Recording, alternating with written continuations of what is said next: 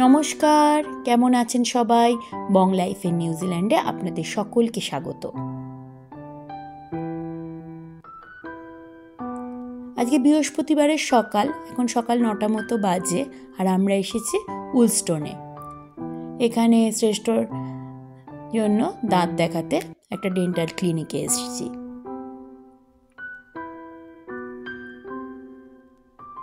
এই যে ক্লিনিকটায় পৌঁছে গেছি। আসলে হয়েছে কি, শ্রেষ্ঠর একটা দাঁত অনেক দিন ধরেই বেরোচ্ছে না, তো সেটাই আজকে দেখাবো। স্কুলেতেও ওদের সবসময় একটা দাঁতের চেক আপের জন্য বাস থাকে, কিন্তু এই প্রবলেমটা বললো ওরা যে ক্লিনিকে এসে দেখাতে হবে। এই যে এখানে লেখা রয়েছে উলস্টোন ক্লিনিক। তো ভেতরে চলে এসেছি আমরা। দেখুন ভেতরটা একেবারে পুরো ফাঁকা। এখানে 17 বছর পর্যন্ত দাঁতের চেক আপের জন্য কোনো পয়সা লাগে না, কিন্তু অ্যাডাল্টদের জন্য দাঁতের চেক আপ খুবই এক্সপেন্সিভ। সেই জন্য সবাই যখন ইন্ডিয়া যায় তখনই দাঁত চেক আপ করে আসে অ্যাডাল্টরা। আর এখানে রয়েছে কিভাবে সুস্থ সবল দাঁত রাখা যায়, পরিষ্কার রাখা যায়, দাঁতকে ভালো রাখা যায়, সেই সমস্ত টিপস দেওয়া রয়েছে।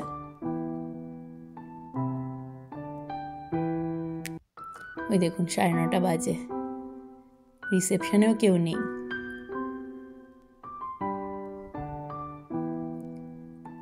আসলে অ্যাপয়েন্টমেন্ট নিয়ে এসেছি তো, এই জন্য কোনো ভিড় নেই। 15 মিনিটের অ্যাপয়েন্টমেন্ট। এখন দুপুর 2টো মতো বাজে। এখন আমরা এসেছি হয়েটসে। এখানে আজকে আমরা দুপুরে একটা সিনেমা দেখব, মুফাসা দ্য লায়ন কিং। আজকেই রিলিজ করছে, ইন্ডিয়াতে অবশ্য কালকে রিলিজ করবে। তো একটু আগেই চলে এসেছি, তাই জন্য শ্রেষ্ঠ বায়না করলো যে ওই সিনেমা হলটার নিচেই একটা গেম পার্লার আছে, তো ওখানে একটু খেলাধুলা করবে। তো ওই এখন খেলছে। আমার এগুলো খুব একটা ভালো লাগে না, কিন্তু বায়না করলো তো ঠিক আছে চলো।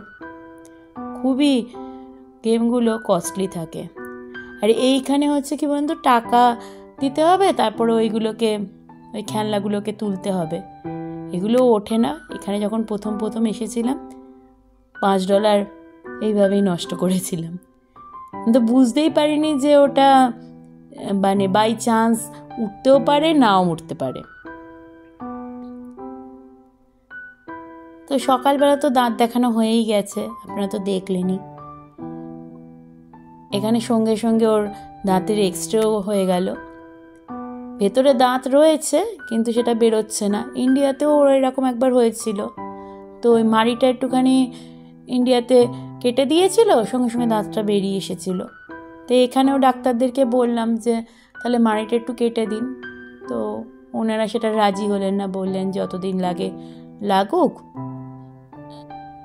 যখন বেরোবে আস্তে আস্তে। সে 6 মাসও লাগতে পারে, 8 মাসও লাগতে পারে, কিন্তু ভেতরে দাঁত রয়েছে। আর যেহেতু এক্সরে হলো সঙ্গে সঙ্গে, সেই জন্যই ওটা ওই স্কুলেতে যে বাসটা থাকে সেখানে হওয়া সম্ভব ছিল না।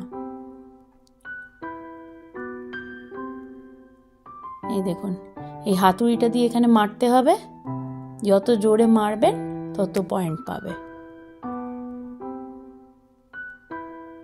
প্রত্যেকটাই প্রচণ্ড কস্টলি। আর এখানে এলইডি দিয়ে আগুন করেছে ঘর সাজানোর জন্য। তো আমাদের সিনেমা শুরু হয়ে যাবে, তো চলুন ওপরে যাই। এই যে সিনেমার টিকিট 3 জনের, যেহেতু এটা বাচ্চাদের সিনেমা সেই জন্য ফ্যামিলি প্যাক $39 পড়েছে।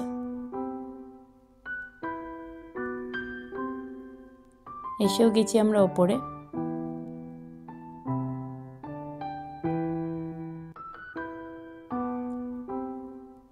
দু নম্বর হলে আমাদের সিনেমাটা চলছে।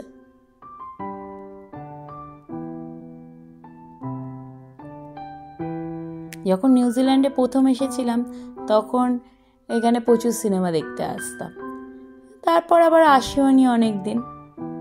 তো এই সিনেমাটা অনেক দিন আগে থেকেই ভেবে রেখেছিলাম যে হলে এসে দেখব। এই যে এখনো 8 মিনিট দেরি আছে সিনেমা শুরু হতে।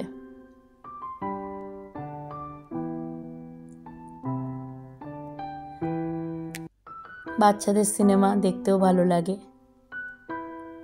আর এখানে ওই সিনেমাটার অ্যাড দিচ্ছে।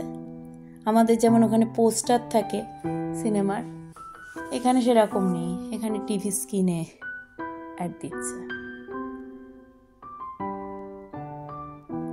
তো চলুন ভেতরে যাওয়া যাক।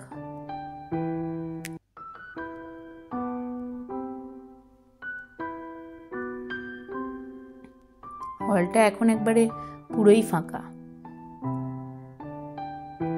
আমাদের এই লাস্ট সিটে নিয়েছি আমরা সিট, যাতে দেখতে সুবিধা হয়, ঘাড়ে না লাগে।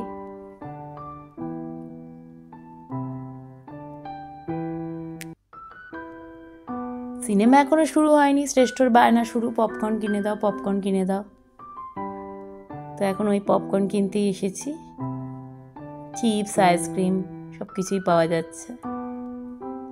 তবে ওই যা ইন্ডিয়াতেও যা হয় এখানেও তাই। সিনেমা হলের ভেতরে জিনিসপত্রগুলো কিনতে গেলে দাম তো একটু বেশি পড়েই। এই পপকর্নটার দাম নিয়েছে $10।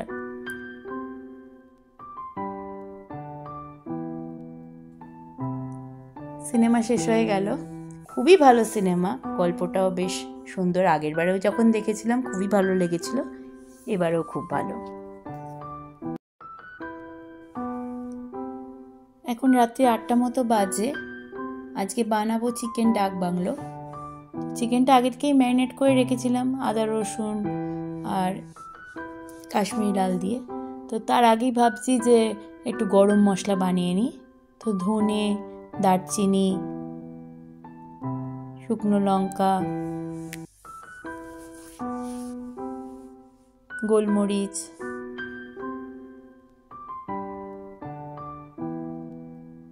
জিরে,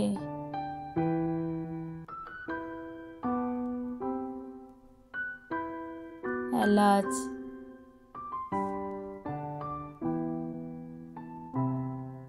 আর লবঙ্গ, এগুলোকে শুকনো খোলায় ভালো করে ভেজে নিচ্ছি।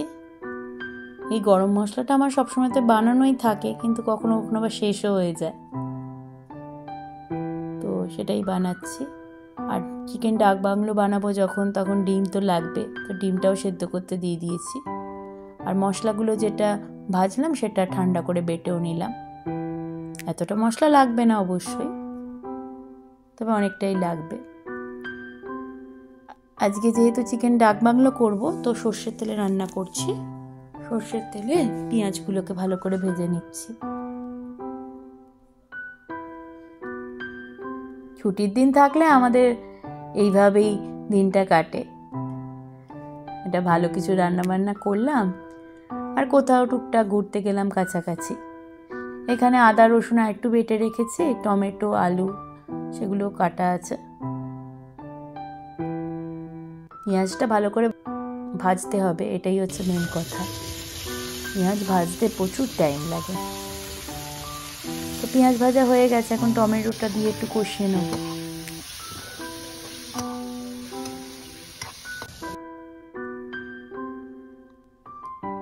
ডাক বাংলো যখন ভাত দিয়ে খেতেই ভালো লাগে, তাই একদিকে ভাতও বসিয়ে দিয়েছি।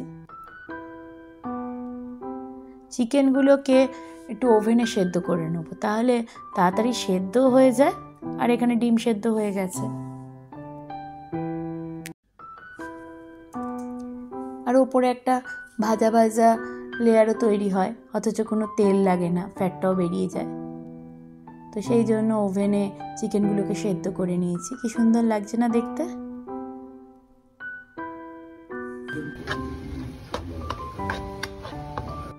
আর এদিকে মশলা কষতে কষতে বাপরে বাপ। তো ডিমগুলোকেও কেটে নিয়েছি ডাক বাংলোর ওপরে সুন্দর করে সাজিয়ে দেবো বলে। আর এখানে একটু আদা রসুন আর কাশ্মীরি লাল লঙ্কা বেটে নিলাম, সেটা ওই মশলাটা যেটা কষিয়েছি সেটার সাথে মিশিয়েও নিলাম।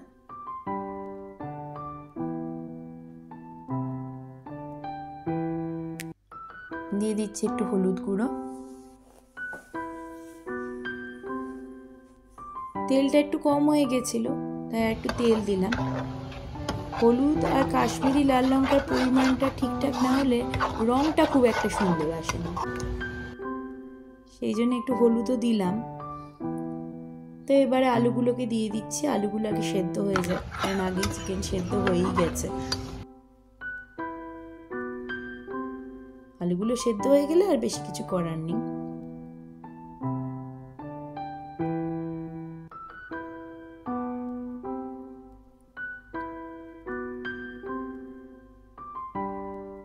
কি সুন্দর লাগছে না?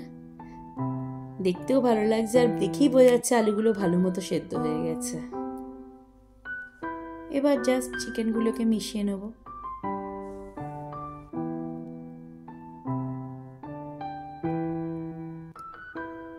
ব্যাস, জলও দিয়ে দিয়েছি, রান্না প্রায় শেষের পথে।